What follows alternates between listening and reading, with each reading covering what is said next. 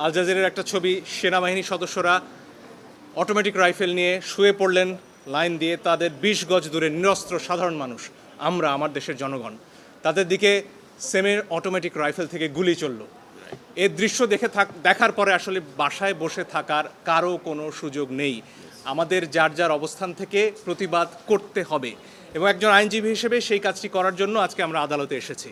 আমরা আদালতে বলেছি নিরস্ত্র প্রতিবাদকারীদের উপরে গুলি চলতে পারে না, যেটাকে ইংরেজিতে লাইভ রাউন্ড বলা হয়, সেটি করার কোনো সুযোগ নেই। আরও অনেক ভিডিও আপনারা দেখেছেন, একটি কিশোর 4তলা একটা নির্মাণাধীন ভবন থেকে সে ঝুলে রয়েছে, তার কিচ্ছু করার উপায় নেই, ওই অবস্থায় তার ওপর গুলি চলেছে অনেকবার। আপনারা দেখেছেন রিয়া গোপ তার বাবার কোলে গুলিবিদ্ধ হয়েছে, আরেক শিশু সে তার চোখ দিয়ে গুলি ঢুকেছে, মাথার পেছন দিক দিয়ে বেরিয়ে গেছে। জিজ্ঞেস করুন সে কোথায় ছিল? তার বাসায়, ঘরের ভেতর, জানালা দিয়ে বাইরে তাকিয়েছিল, এই তার অপরাধ।